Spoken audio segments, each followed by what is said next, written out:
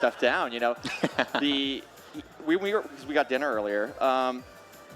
Yeah, to use his exact words, he said, sometimes he counters the style, and because Joshman does not let you engage in any scraps. He's very good at keeping you away. Yep. And Cody feels if his tech skill is like super on point, he can still force those scraps. That's right. But if he doesn't have that, you know, if he can't trust his tech skill, he's going to play like a defensive Fox player. 100%, 100%. And a lot of people have considered Josh to be one of the more difficult Foxes to just hit in general. We go on and on about Cody having this immaculate defense, but it is an impenetrable defense from Joshman. Whoa, man. As he finds the first stock right there, are you kidding me?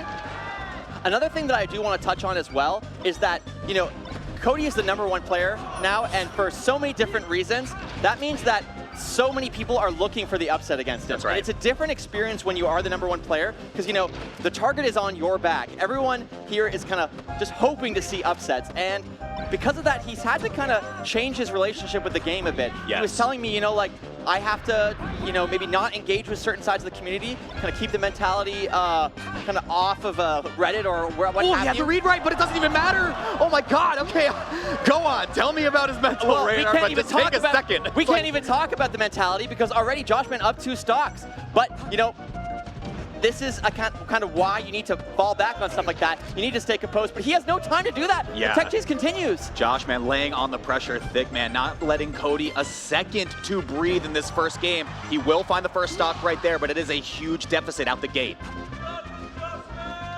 Yeah, now at this percent, you know, both players kind of looking for a meaningful opening. One of the meaningful openings is, of course, going to be Drill, able to deal with crash cancel, and that's why we're seeing him kind of fish for that. But great tech from Joshman to kind of move out of the space, and he's got him off stage once again. Armada Shine's coming up. And again, the way that Josh is just giving so many different looks on whether he's going to dip down and go for that shine or just babysit it and go back to the ledge has just been amazing to see so far. Yeah, Joshman fans are eating well. He is up 2 solid stocks against Cody. That's right. All right, here we go. Nice follow-up from Cody right there. And again, Cody with the correct call-out, but just couldn't pull the trigger on it in time. Shouldn't really matter off of the next interaction, which will KO off the top, and he's looking for it with the up air right there. Dude, bro, chill. I feel like the gods are on Joshman's side. Every little kind of scramble interaction, not knocking him off stage, putting him in a better spot. Is he going to get back here? No, Cody does not let him. Okay, slowly but surely, Cody Schwab clawing this one right back. Joshman, 1 meaningful opening is all he's going to need to at least force an edge guard. Yeah, I mean, do not underestimate the power of a couple bananas in a dream. Cody could make something happen, but 82% is a lot. Okay, off stage, Cody's got it. No, missed time. So, of course, I talked about this earlier. If Cody can't trust on his tech skill, he'll have to kind of fall back to a more defensive playstyle. That's right. And dropping something like that makes me think that's what's happening. All it's going to take is an air, and look at the cheeky grin from Joshman taking home game 1. Is it going to be enough? Does he have enough gas in the tank to take it over #1 player in the world? I love that you point out the grid because, again, like, you have to stay focused. You kind of hiding the emotion as a player, but you know, I kind of feel like Joshman's feeling himself a little bit. Yeah. And it's up to Cody to kind of shut that down because that was a crazy game 1. That's right. I was about to say Cody wanted to answer right back with a quick 60, but it looks like Josh is going to reply as well. Here we go. Okay, reset. How do you get off ledge? Beautiful stuff from Josh right now. Maintaining pressure off of these knockdowns has just been unbelievable. I feel like one thing that Josh has been doing so well is he's reacting to situations beautifully. How did he sneak jab in there? I mean, he's gonna die off the top right there, but the way that Joshman is just covering every option is just looks so clean. Yeah, I mean, really, like, the option coverage is stemming from the fact that, like, he's just so quick to recognize the spot that he's in, you know. Maybe Cody does some SDI to kind of push him away, and Joshman backs off. He doesn't overcommit. He's playing it pretty safe, pretty smart, but this is good damage for Cody. Power shield was excellent right there. You can, of course, cancel that with an A or B move, so Josh was able to get the shine quite quickly right there to make all of this happen. Oh, you mixed with the drill? Are you insane? Yo, he is playing really nice right now. Joshman showing he has something to prove against the #1 player. Dude, these dash backs have been unbelievable. The charge up smash off of Mistech is exactly what won Soonsay that game 5 set against Cody as well. Cody, you got to put something together right here. It starts with that up smash.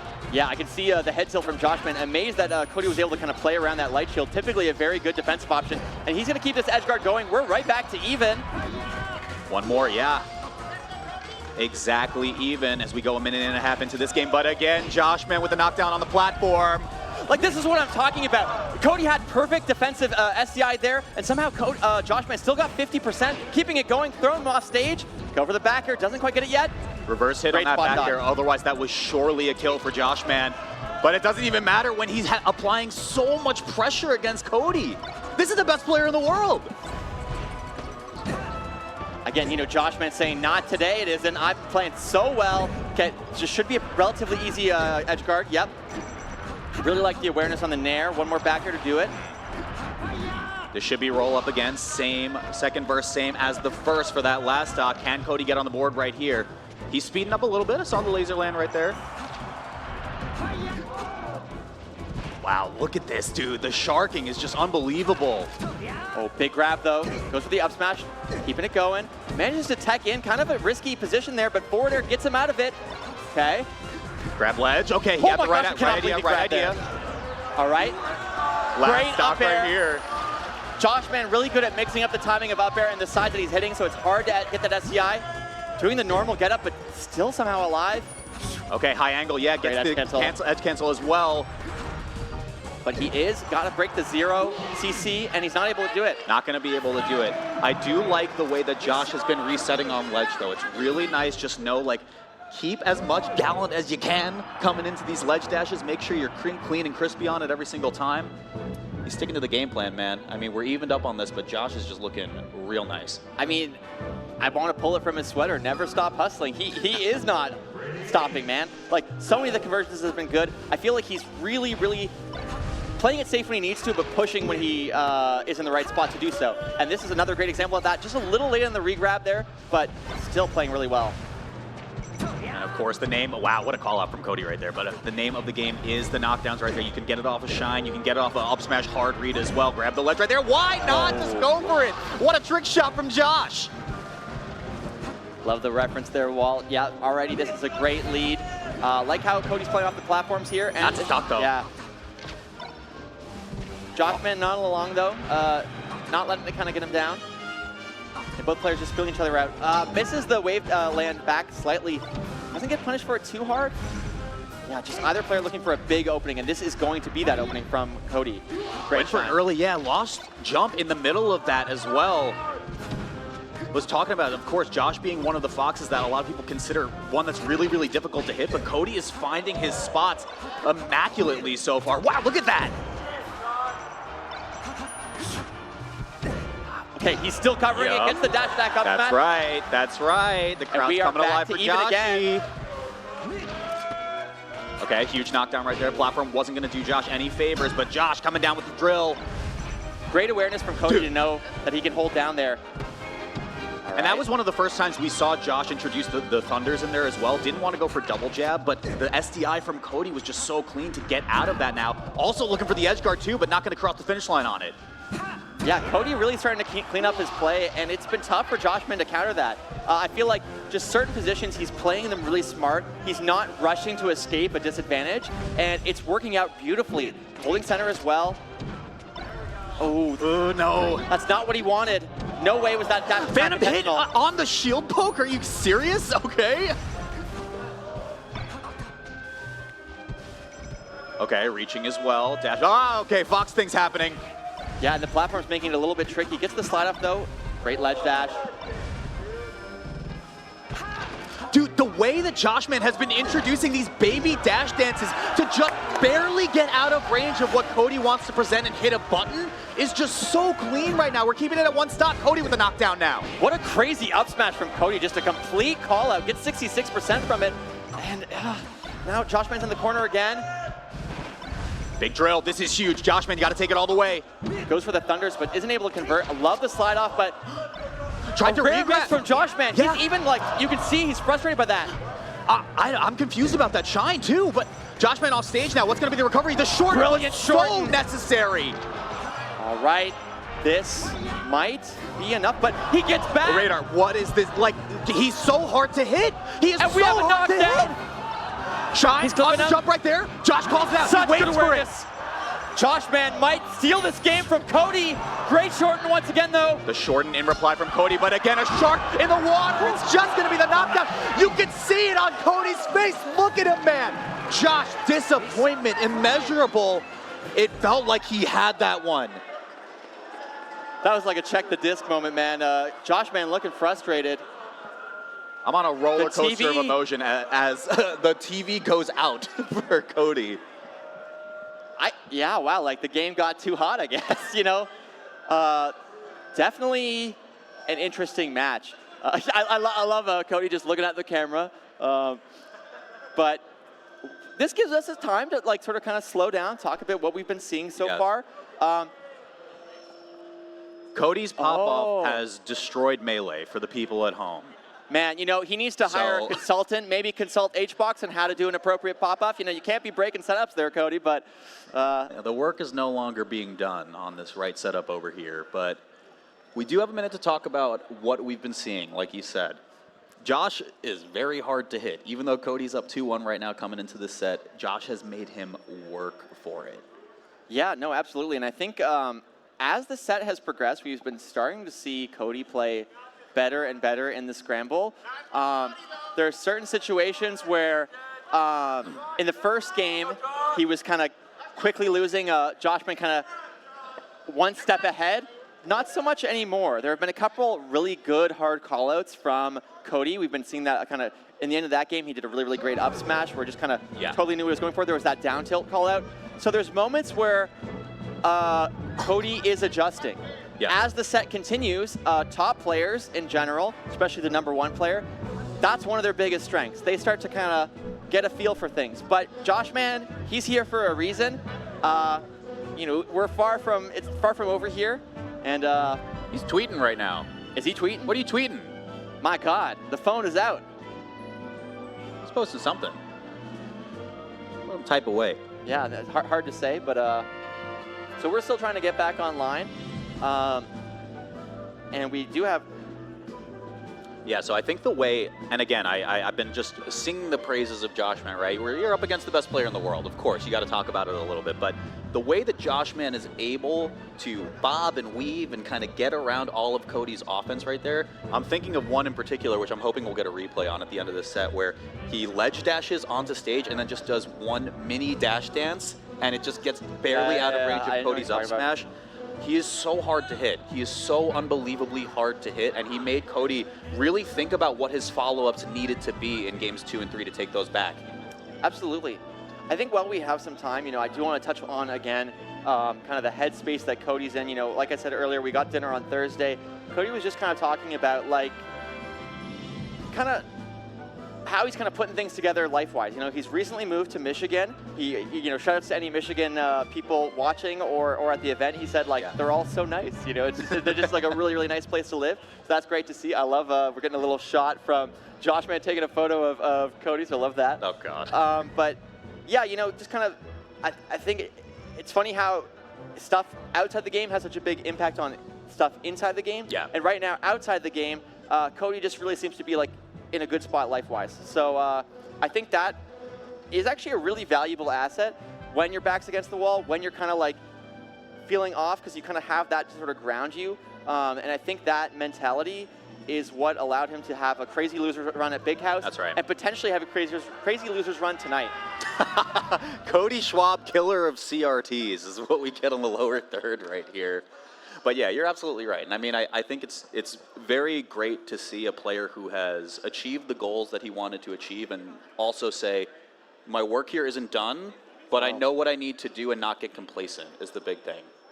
Yeah, and I like that you bring up that point about not getting complacent, because I feel like another kind of big takeaway I had when talking with him was that, like, he's always looking for things to kind of improve upon in his play. I think, you know, the greatest example of this is against Zane in the Marth matchup, where he has kind of distinguished himself from a lot of other players. He's kind of far and away has the best recoveries in the game against Marth, has the best edge guards against Marth. When kind of new tech is brought to the table, Cody's one of the first people to take it on. But this is a bit of an awkward moment as well, because, you know, both of these guys, they're clocked in.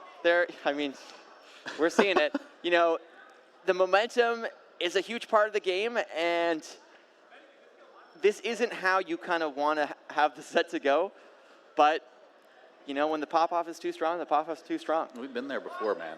We've been there before. We have spoken about moments where pop-offs have been questionable. We're going to see it in slow Oh motion. my We can God. see the exact moment Cody destroyed the game.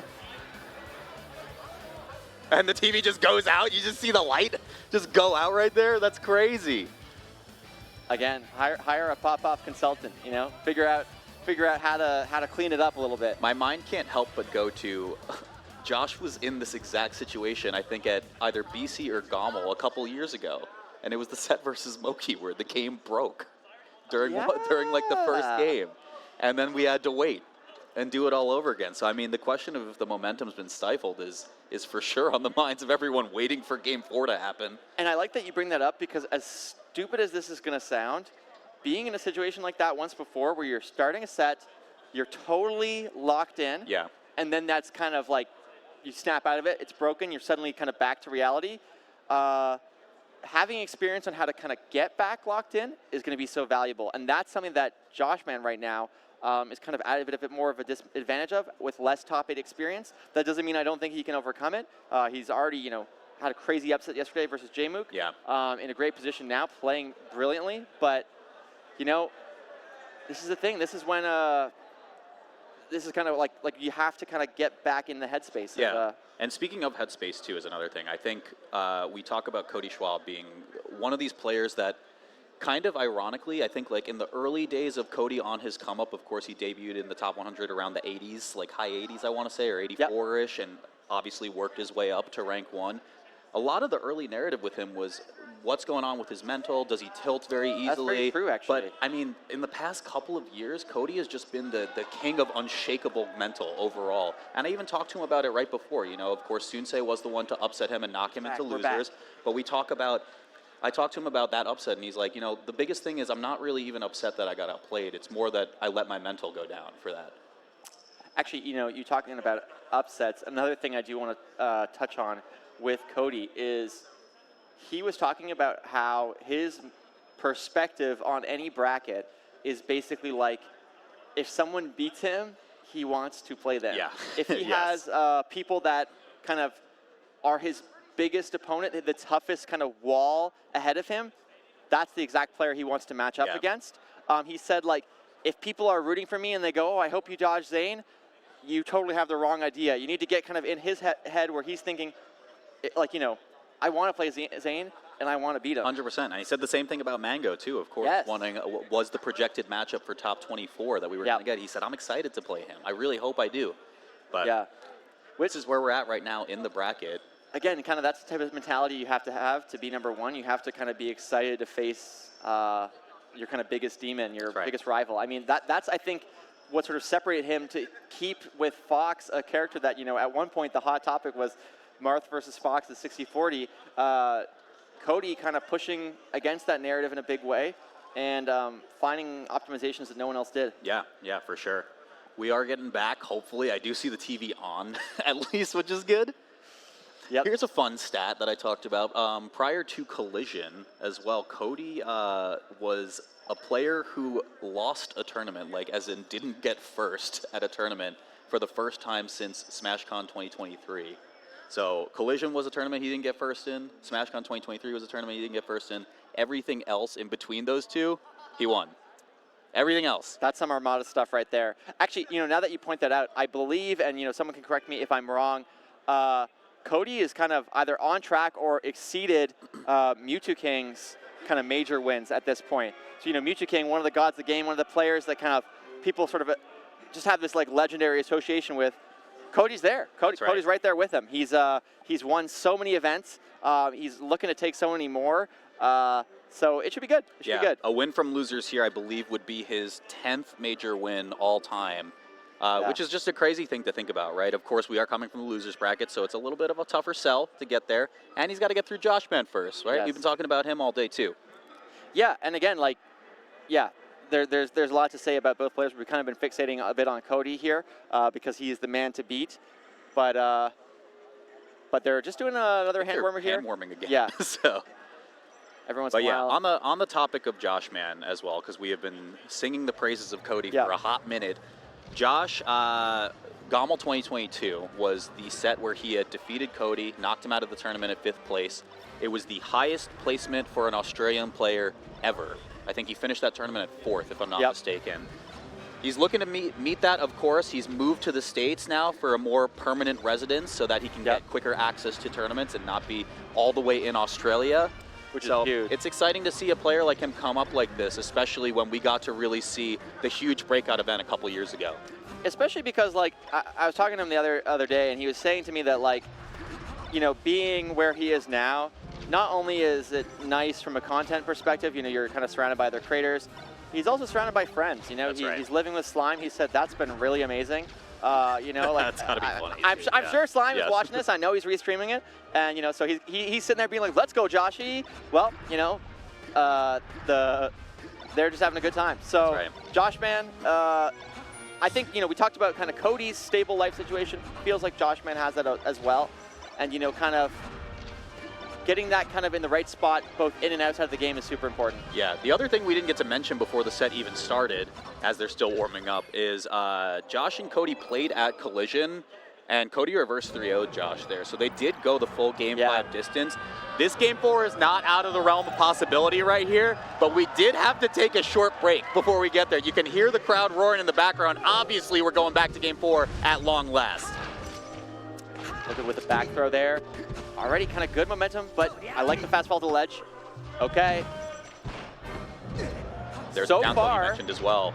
Yeah, so far it feels like nothing has changed. Joshman really dialed in, looking beautiful so far. Gets the shield up so it doesn't get shined, and somehow slips by that up tilt. That was kind of a weird situation. I can't get over the way that Josh is setting up so many different looks, specifically off of full hop, drift down off the stage, where he can babysit, jump back to the ledge, or just go for those full send back airs like we saw in that first stock. Yeah, he's playing this positional game brilliantly. I like the up smash a lot. Great reactions, back throw to get the clip there. Oh, the platform kind of messes that up a little bit, but Joshman doesn't even care. He's going to go up too.